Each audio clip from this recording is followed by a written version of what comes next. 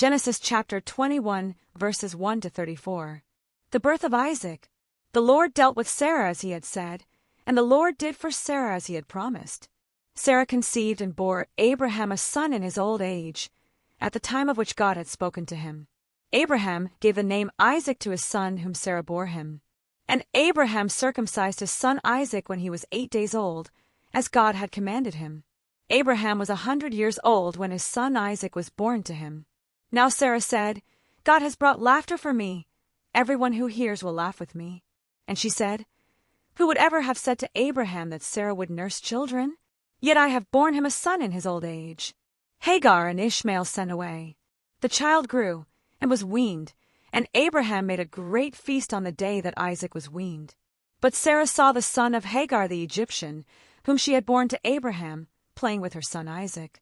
So she said to Abraham, Cast out this slave woman with her son, for the son of this slave woman shall not inherit along with my son Isaac. The matter was very distressing to Abraham on account of his son.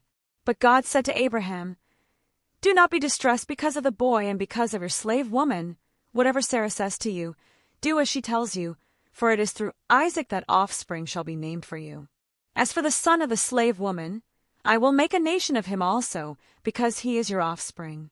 So Abraham rose early in the morning, and took bread and a skin of water, and gave it to Hagar, putting it on her shoulder, along with the child, and sent her away. And she departed, and wandered about in the wilderness of Beersheba.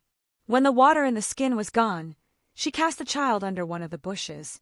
Then she went and sat down opposite him a good way off, about the distance of a bowshot, for she said, Do not let me look on the death of the child. And as she sat opposite him, she lifted up her voice and wept.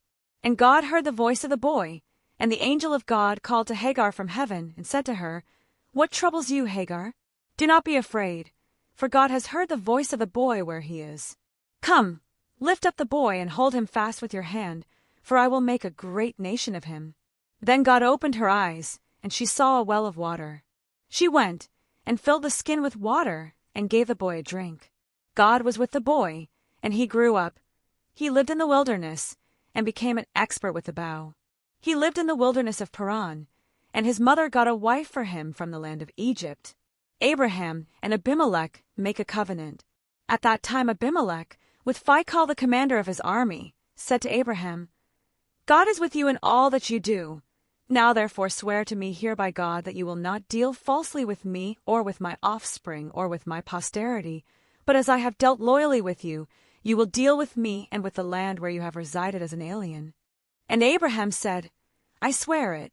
When Abraham complained to Abimelech about a well of water that Abimelech's servants had seized, Abimelech said, I do not know who has done this. You did not tell me, and I have not heard of it until today. So Abraham took sheep and oxen, and gave them to Abimelech, and the two men made a covenant. Abraham set apart 7 ewe lambs of the flock. And Abimelech said to Abraham, What is the meaning of these 7 ewe lambs that you have set apart? He said, These 7 ewe lambs you shall accept from my hand, in order that you may be a witness for me that I dug this well. Therefore that place was called Beersheba, because they both of them swore an oath. When they had made a covenant at Beersheba, Abimelech, with Phicol the commander of his army, left and returned to the land of the Philistines. Abraham planted a tamarisk tree in Beersheba, and called thereon the name of the Lord, the everlasting God.